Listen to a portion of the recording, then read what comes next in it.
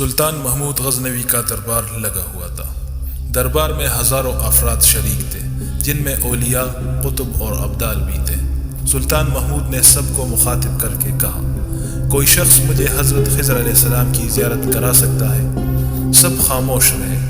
دربار میں بیٹا ایک غریب دیہاتی کھڑا ہوا اور کہا، میں زیارت کرا سکتا ہوں۔ سلطان نے شرائط پوچھی تو عرض کرنے لگا، 6 ماہ دریا کے کنارے چلنا کاٹنا ہوگا، لیکن میں ایک غریب آدمی ہوں، میرے گھر کا خرچہ آپ کو اٹھانا ہوگا۔ سلطان نے شرائط منظور کر لی۔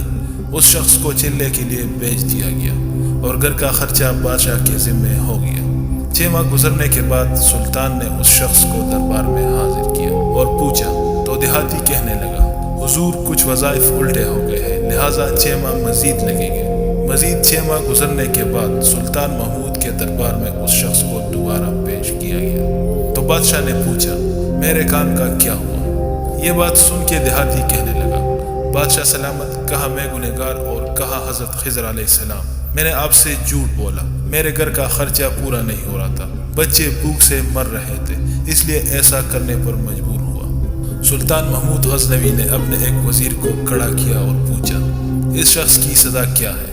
وزیر نے کہا، بادشاہ سلامت، اس شخص نے بادشاہ کے ساتھ جھوٹ بولا ہے، لہٰذا اس کا گلا کاٹ دیا جائے۔ دربار میں ایک نورانی چہرے والے بزرگ بھی تشریف فرما تھے۔ کہنے لگے، بادشاہ سلامت، اس وزیر نے بالکل ٹھیک کہا ہے۔ بادشاہ نے دوسرے وزیر سے پوچھا۔ اس نے کہا، بادشاہ سلامت، اس شخص نے آپ کے ساتھ فراڈ کیا ہے، اس کا گلا نہ کاٹا جائے بلکہ اسے کتوں کے آگے ڈال دیا جائے تاکہ یہ ذلیل ہو کے مرے، اسے مرنے میں کچھ وقت تو لگے۔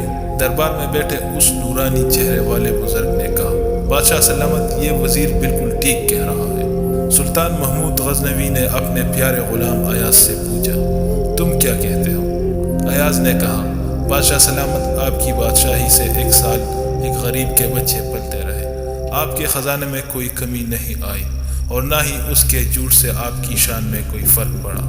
اگر میری بات مانے تو اسے معاف کر دے، اگر اسے قتل کر دیا تو اس کے بچے بھوک سے مر جائیں گے۔ ایاز کی یہ بات سن کر محفل میں بیٹھا وہی نورانی چہرے والا بابا کہنے لگا، ایاز بالکل ٹھیک کہہ رہا ہے۔ سلطان محمود غزنوی نے اس بابا جی کو بلایا اور پوچھا، آپ نے ہر وزیر کے فیصلے کو درست کہا، اس کی وجہ مجھے سمجھائی جائے۔ بابا جی کہنے لگا، بادشاہ سلامت، پہلے نمبر پر جس وزیر نے کہا کہ اس کا گلا کاٹا جائے وہ قوم کا کسائی ہے، اور کسائی کا کام ہے گلے کاٹنا۔ اس نے اپنا خاندانی رنگ دکھایا۔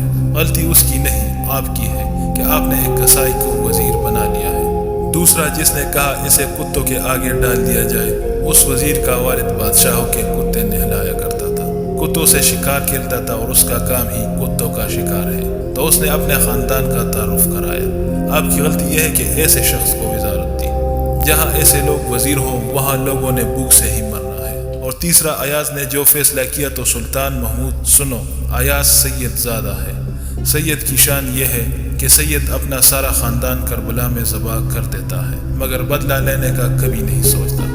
سلطان محمود اپنی کرسی سے کھڑا ہو جاتا ہے اور ایاز کو مخاطب کر کے کہتا ہے، ایاز، تم نے آج تک مجھے کیوں نہیں بتایا کہ تم سید ہو؟ ایاز کہتا ہے، آج تک کسی کو اس بات کا علم نہ تھا کہ ایاز سید ہے، لیکن آج بابا جی نے میرا یہ راز کھولا، آج میں بھی ایک راز کھول لیتا ہوں۔ اے بادشاہ سلامت، یہ بابا کوئی عام ہستی نہیں، یہی حضرت خضر علیہ السلام ہے۔